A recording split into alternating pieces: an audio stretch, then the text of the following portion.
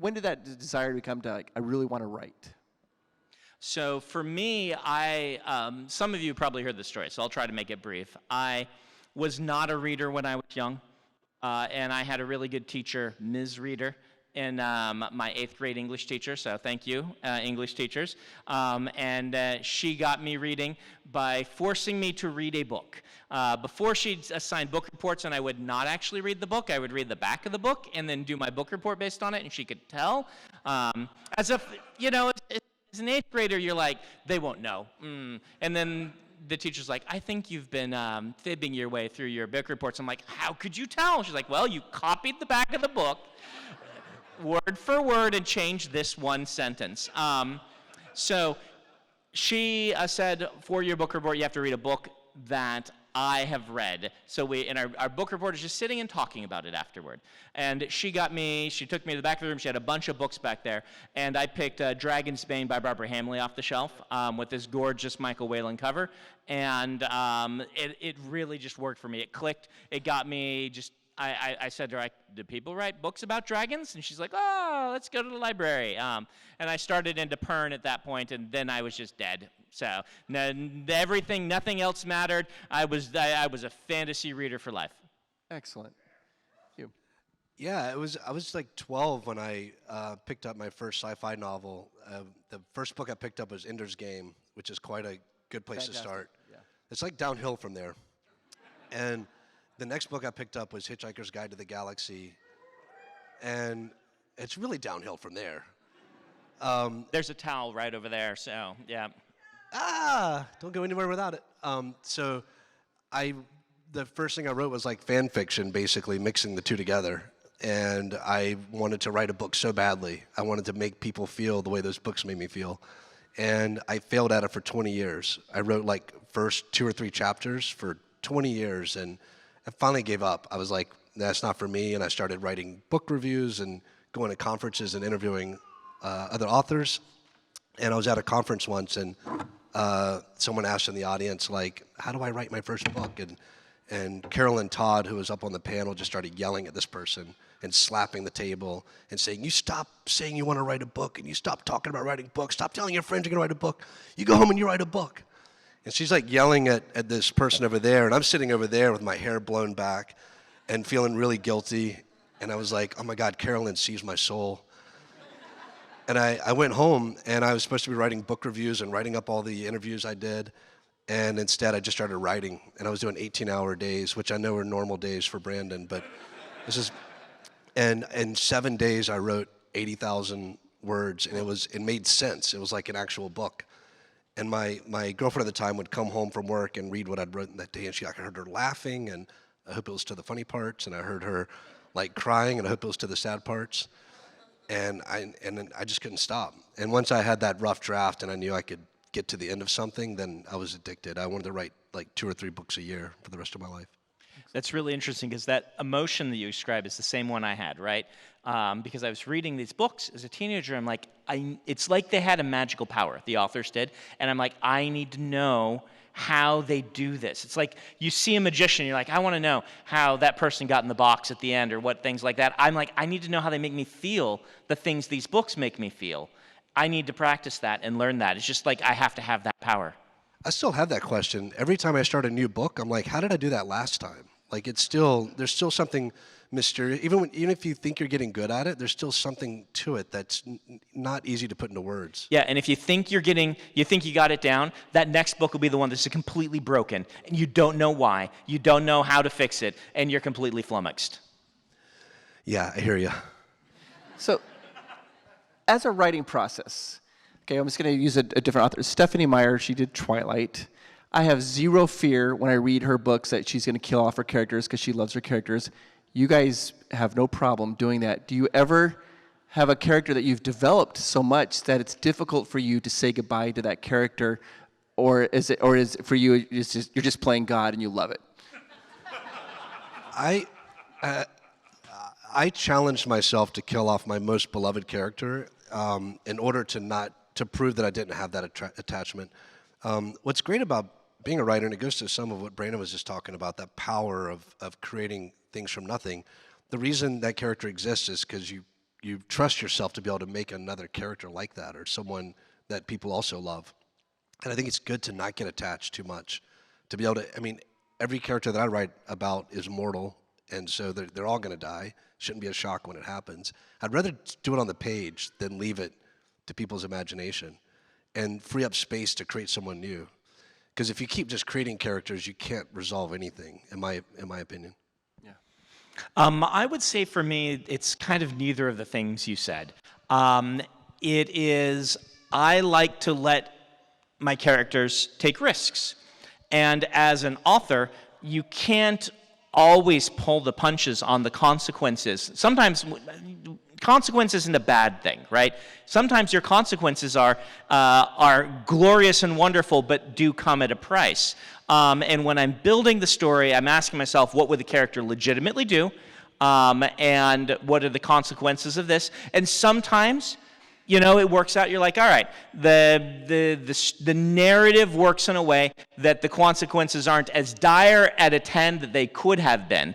But sometimes it feels appropriate. It's more like, what does the story need? It's more like I'm letting the characters take the risks that they demand that they take. And I rarely kind of think of myself as killing off characters, and it's more like, this is the shape of the story and the narrative. The only ones, it's kind of interesting. I don't really get sad, because for me it's like, this is a narrative arc I've been planning for so long, and this is the fulfillment of it. Once in a while, as I'm building the arc and I'm writing it, I'll do two different things. Sometimes someone that I had planned in my planning to live dies, and someone that I planned to die lives. And it depends on, you know, what the swell of the narrative arc is. Even as a heavy outliner like me, you will get things wrong in the outline and things like that, but it's what they demand, it's what the story needs. The only time it's ever been kind of sad for me was on the Wheel of Time, because I knew when I was done that I would never have a chance to do anything again. One of the things that we have is we can always go back and write like a novella from this character's viewpoint in a different part in their lives. Like, the character's never gone for us, but the Wheel of Time I knew was. I was done. I was not writing anymore. And so even writing the ending was a little more emotional to me than any of my other book series have been, because I knew I was walking away forever. That's deep. Yeah. No, I can't imagine not, you know, knowing that the series is dead to you like that. I had one character in a book that was like the bad guy, and I knew he was dead at the end. It had to be. And everyone who reads this book falls in love with this guy. So I totally messed up my whole plan there. And when my girlfriend read that book, she was like, you can't kill him. And I was like, he's dead. And she's like, make it so he's not. And so I had to, this was before the book went out, I had to revise it to keep him alive, and then killed him like 3 books later. But so sometimes you can, like, you know, a petition on behalf of a character and give them a little, extend their life a little. Absolutely. So let's talk about Wheel of Time. You mentioned that.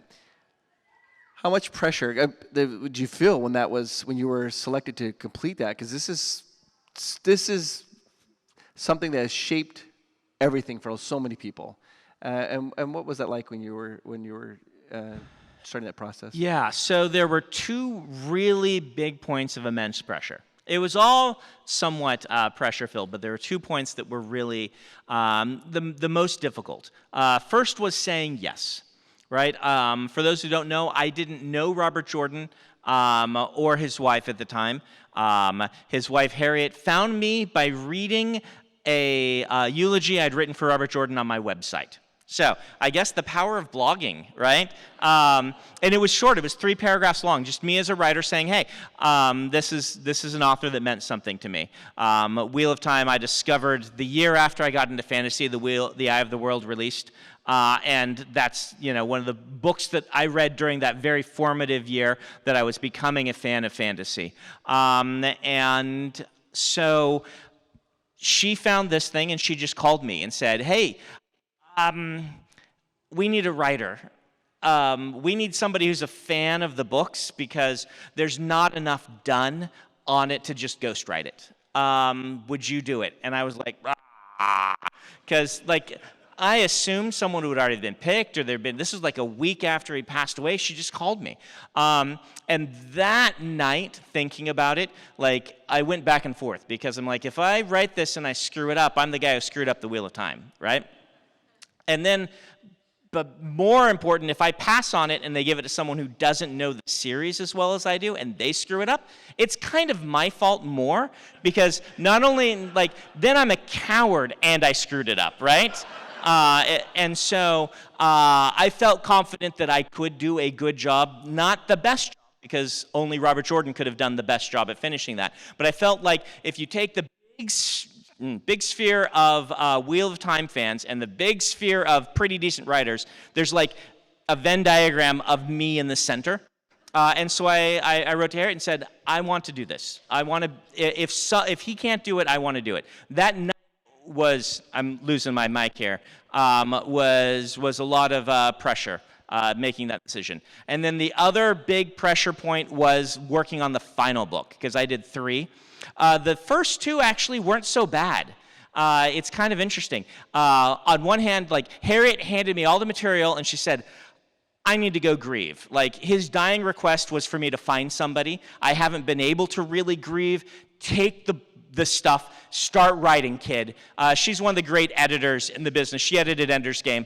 She discovered Robert Jordan, then married him, maybe to make sure editorial notes got taken. And so, but she went off, she said, when you have a book, come to me, because I'm an editor.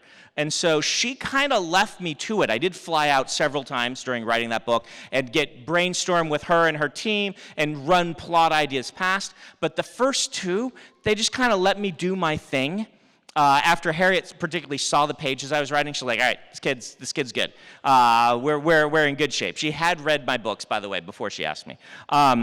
And so, but that last book, suddenly everyone's like, oh wait, there's only one more. And the pressure just mounted, and everyone at the publisher was sending notes. And Harriet was way more anxious about that book than any, and all of her team were way more anxious. And so suddenly I'm way more anxious, and I'm flying around trying to do publicity, and Harriet still liked to work with, loose leaf pages back then, no digital, even though it's like 2011 or something. And so I'm like flying on the plane with giant manuscripts, editing them like this, looking at the people next to me, like, sorry, I got to get these pages in. And it was a hard year. Oh, amazing. And then, Hugh, you actually had some interaction, though, with Robert Jordan. Yeah, college. but first I just want to, I'm so in awe, because when I get 70 to 80% into any book, that last 20 to 30 is so difficult. Finishing a novel is hard. Finishing your own series is difficult. Finishing someone else's epic series that maybe they would have had a hard time finishing, and we've seen it with other authors over the years. It's like creating chaos is easy, wrapping it up in a satisfying way. And I know you've been applauded for this a million times, but I want to give you a round of applause, because that's like so hard to do. So hard. Yeah, I have such respect for being able to do that. And if I bring you a book that's 80% done, like, maybe you do me a solid? Yeah, I'll just read, see who's my favorite, and kill them. That seems to be the Hugh Howey way. It works for me. You were in college, though. Didn't you meet Robert Jordan? Yeah, so not in a writing capacity. I hadn't finished anything at the time, but I was going to the College of Charleston, living on the sailboat with no toilet, and no girlfriend either. And my best friend was a dancer in the Charleston Ballet Theater, and Robert was on the board. And because what male ballet dancers do, if you've never been to a ballet, is they just basically pick up the female ballerinas. That's their job. And so Robert, when he would have like boxes of foreign editions, a crew of all these big hardbacks, which are thick, if you've read his books, you know, he would have my friend Scott come over, and we would just haul like boxes of books up in the attic. And I didn't know anything about the Wheel of Time. I just knew this guy had like a full suit of armor in his house and swords on every wall. So many swords. So many swords. And so I was like, this is what writers do? I've never actually processed this. I don't know how much of my dream of being a writer was influenced by that, but he had the coolest house with this little lap pool in the back, which no one in Charleston had a pool except for Robert. And I found that a lot of his characters are named after places around town. So my introduction to Robert came from like hauling boxes of books around his house and admiring his sword collection. Koi pond back there too. that they eventually had to put a bunch of netting over because the seagulls kept eating the koi. You had to take it dark. It's not dark for the seagull. That's true. That's true. Oh, I didn't know that. That's awesome. What do you do with your foreign editions? So I keep one of everything, and my mom, I put my mom's address in. This is a hack if you're a writer. Give your agents your mom's address, not your address, and then they get all your boxes of books. They love it. Oh, yeah. And then she gives them out to... Genius. It's genius because she gives them out to friends who aren't going to read them anyway. And since they can't read Romanian and everything these books are in, everyone wins. That's a really smart idea. Send the books to my mom.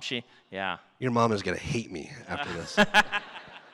Hugh, congratulations on the success of Silo, by the way, on Apple TV. Were you able to give any direction, like who you wanted to have cast of the characters or have input as long as for that show? Yeah, I had all kinds of input. It's just there's 50 other people with input, so it's how much of the output comes from you. But I had the best time. They, made me an executive producer, did all kinds of things to kind of mollify me. I got to sit in the writer's room and help structure the show. But it was interesting. I've never been beholden to the book as a fan. Like, one of my favorite comics is Watchmen.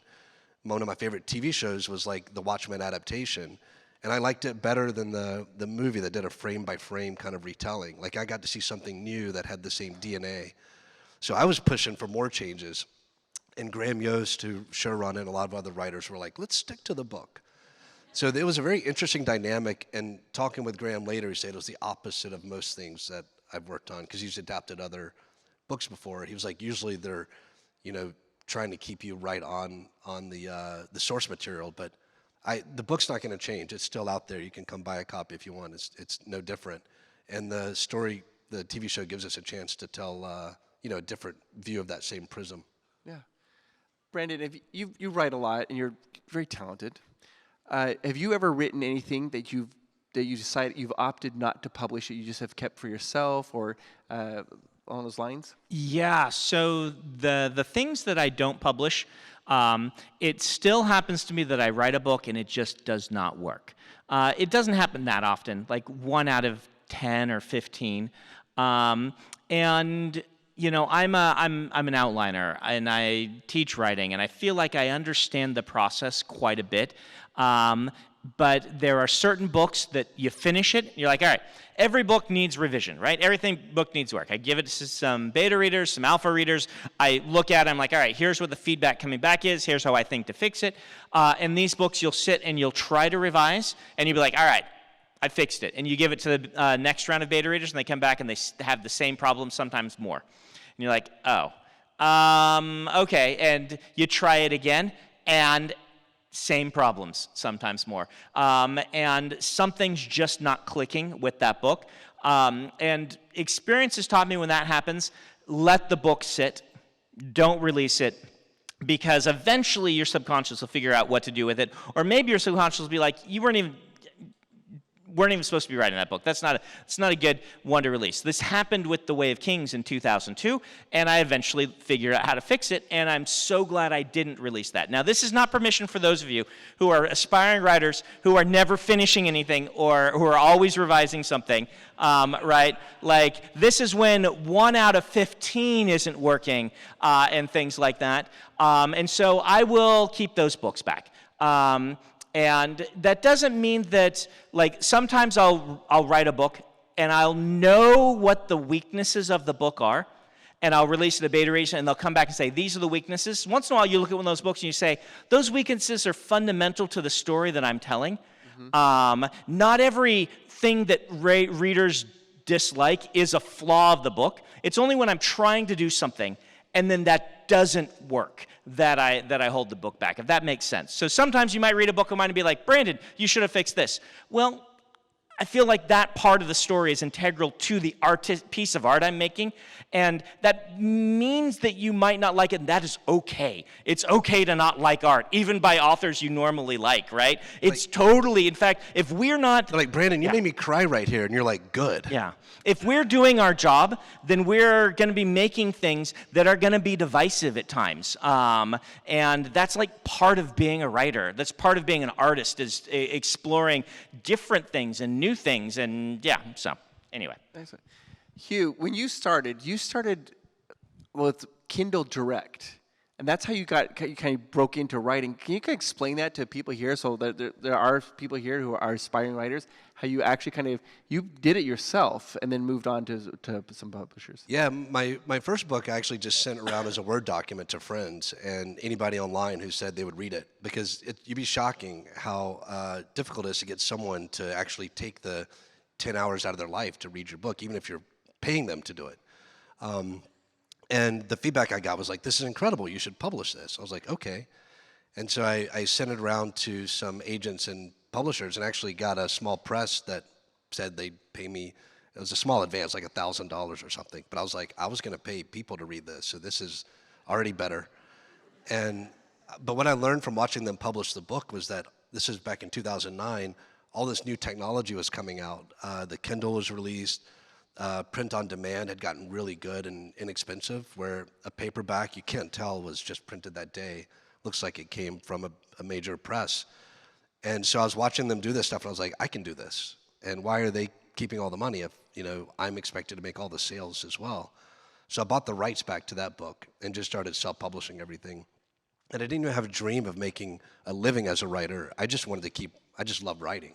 I think that's probably the thing that Brandon and I have in common the most, is that like some of our writing friends hate writing. It drives them crazy. They have to force themselves to do it.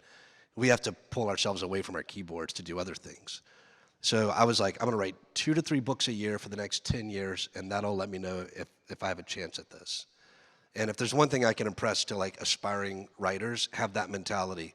I'm gonna write 20 books, and then I'll know if I can do this or not. Don't think I wrote 1 book, when's the rest of it gonna happen to me? It just doesn't usually happen like that. And it was the 7th thing that I published that I thought no one would ever want to read, that is now a TV show and changed my life. But I just kept writing. I didn't even stop with that. I just went on and wrote other stuff that was outside that wheelhouse. Now, you're a real kind of inspiration in the indie publishing market.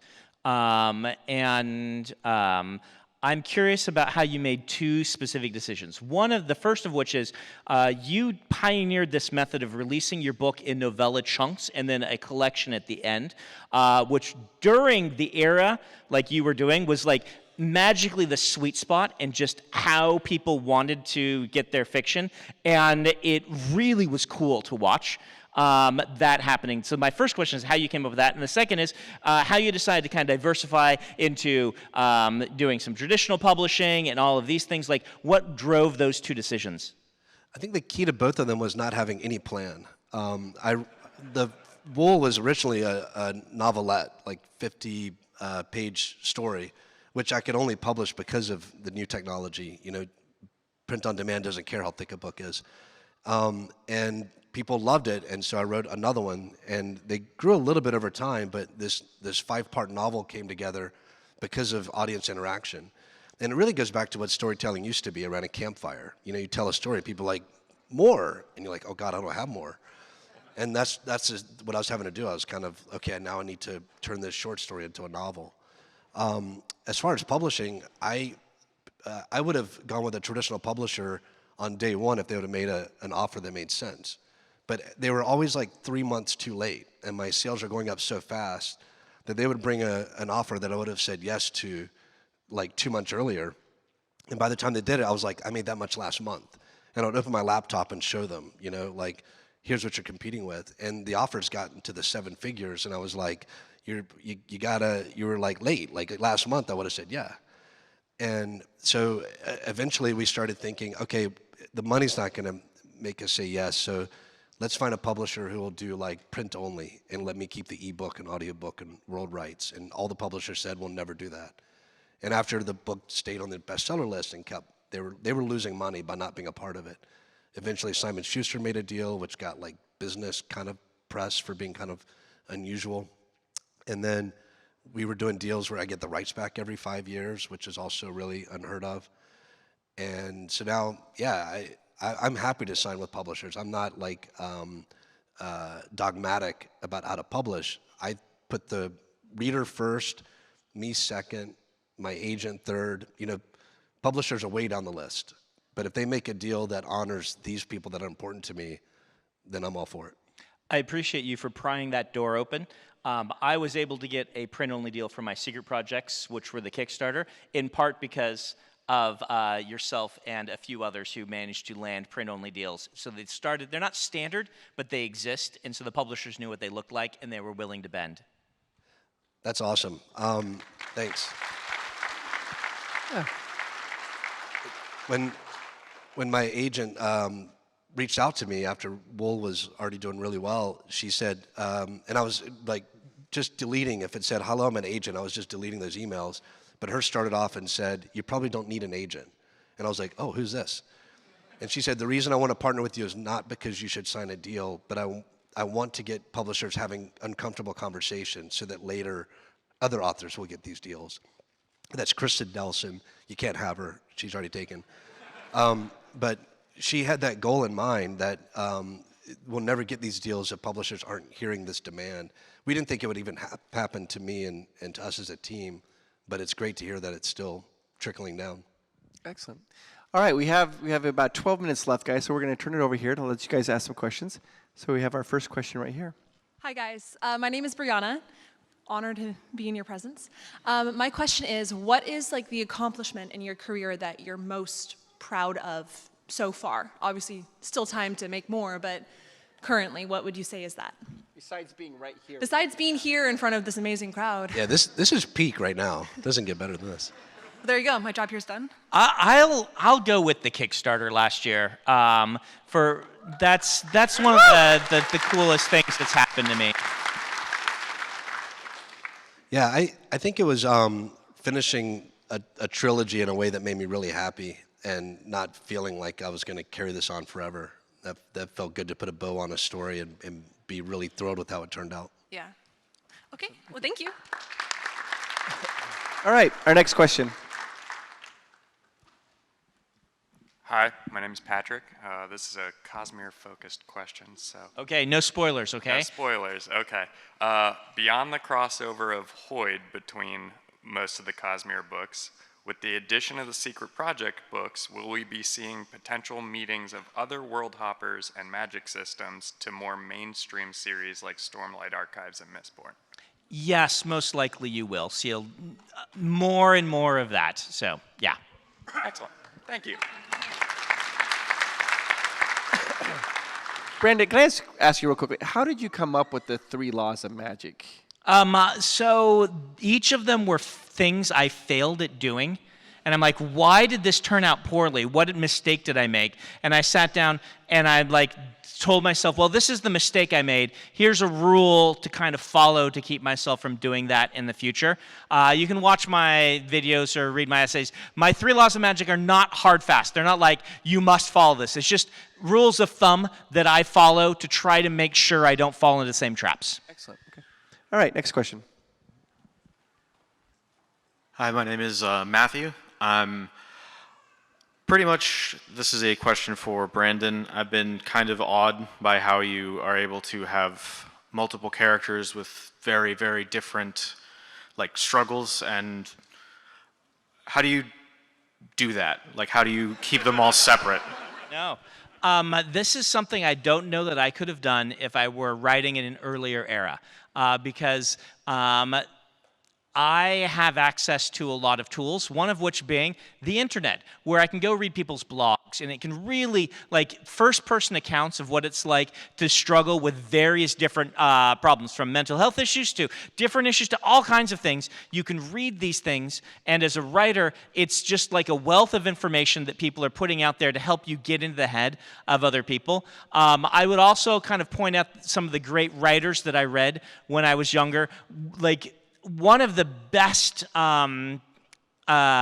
like litmus tests for me on how great a writer is how well they can switch to a new chapter and have you feel like it's a completely different person. George is like the quintessential example of this. George can do 5 pages, you know the character, he switches to another thing, and the character just sounds completely different and has completely different struggles. Anne McCaffrey is really good at this. Robert Jordan's very good at this. Was very good at this. Like, this is the sort of thing, and I was in awe of them, and that's one of the things I just really set my mind to practicing how to do.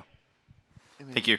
You know, there's a lot of bloggers right now who are like, oh, who are fans of yours. Like, that's where he got that. That's where he got it. That's me. Excellent. All right, next question. Hi, my name is Jacqueline, and this is a question for Brandon.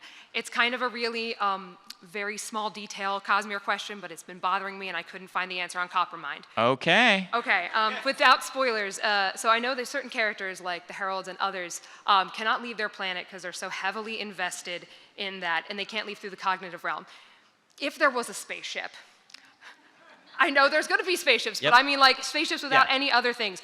Could they leave their planet that way? And if not, what would happen to their physical body?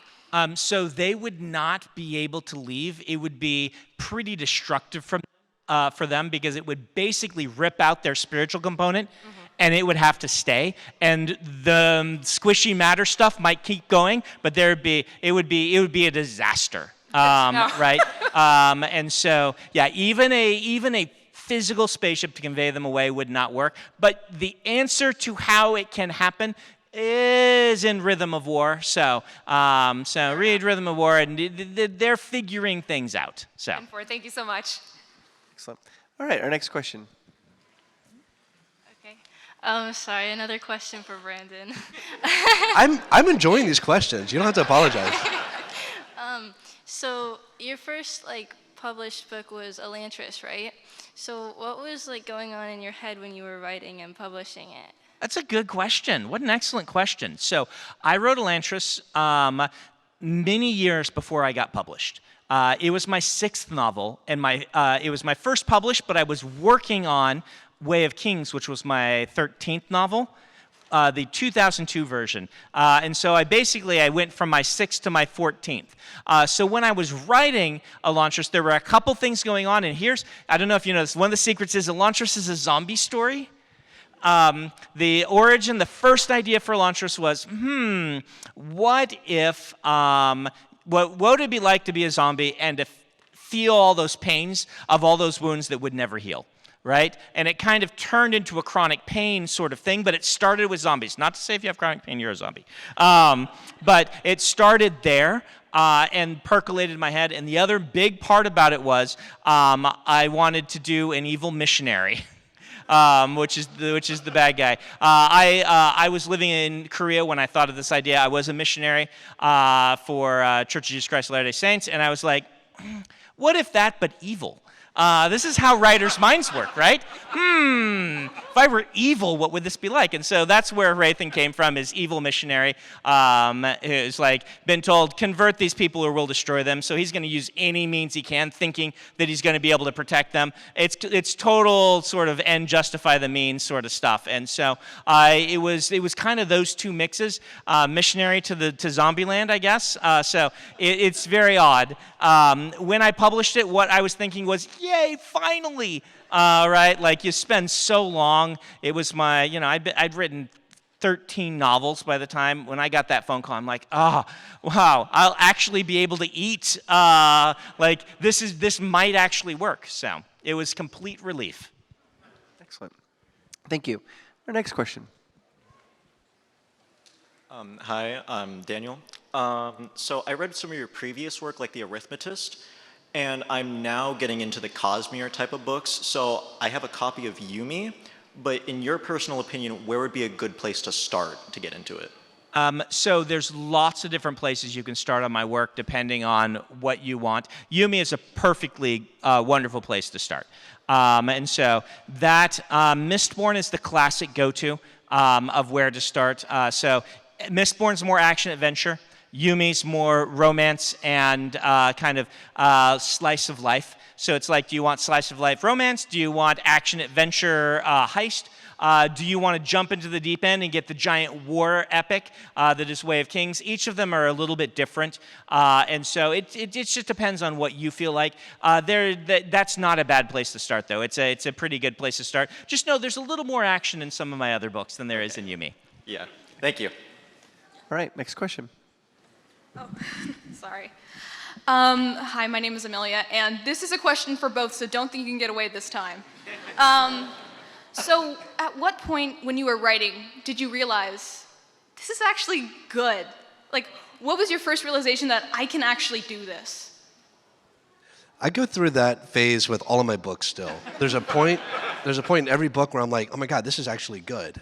There'll be a point a little bit later I'm like, this is a mess. And then I go back to like, oh, this is the best thing I've ever written. But the very first thing that I finished,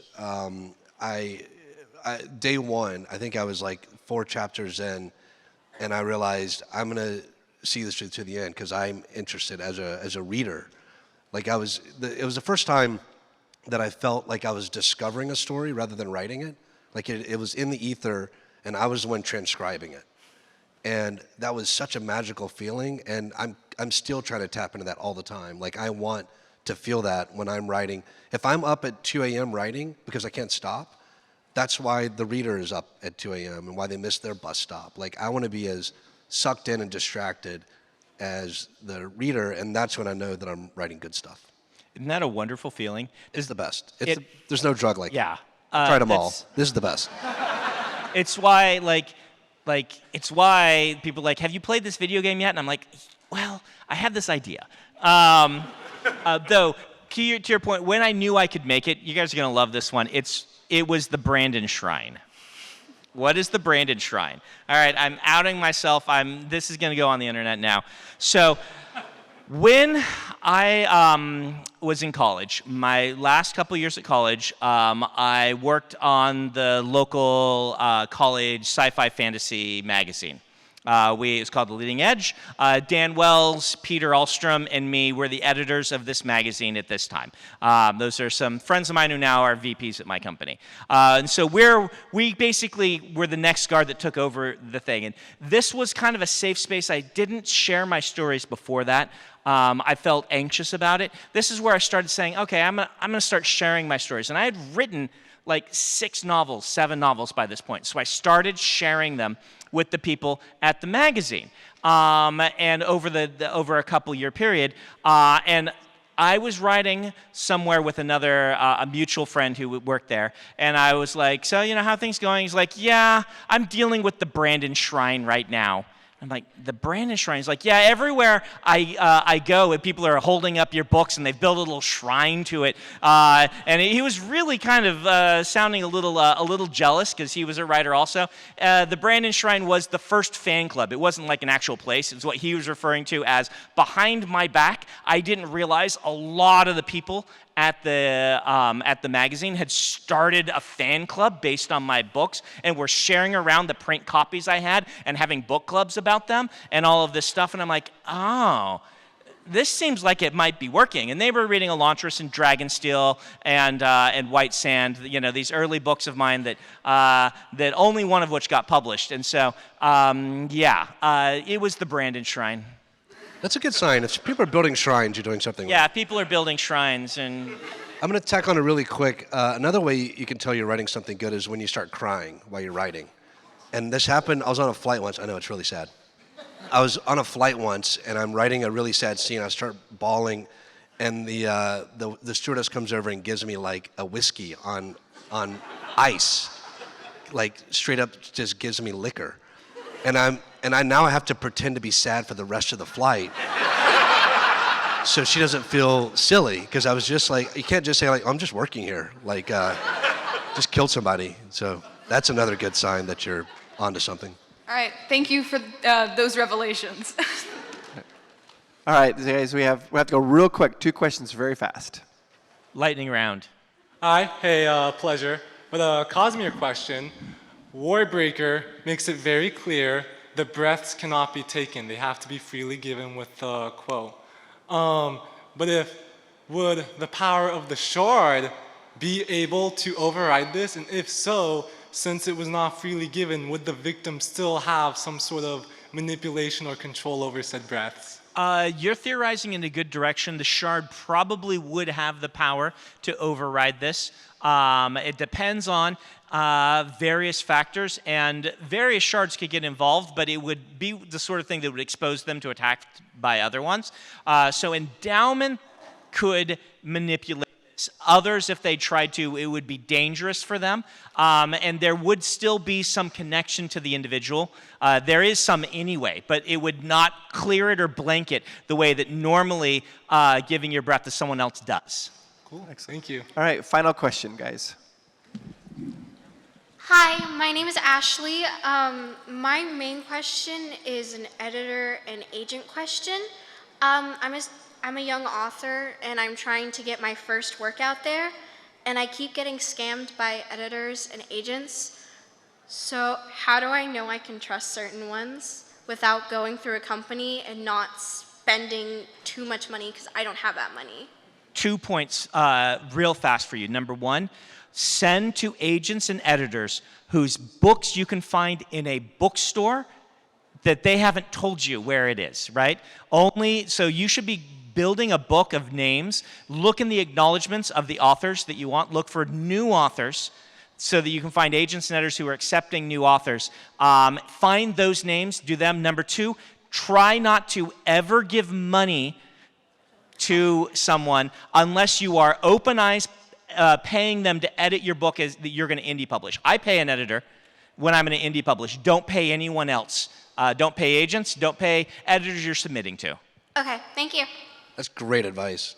I also even pay an editor for books I'm traditionally publishing. Yeah, And I actually do that now too. yeah, and then my acquiring editor's like, this is really clean. And I'm like, really? It's a rough draft. You guys, can you give a huge round of applause for Brandon Hugh? Thank you so much for being here today, guys.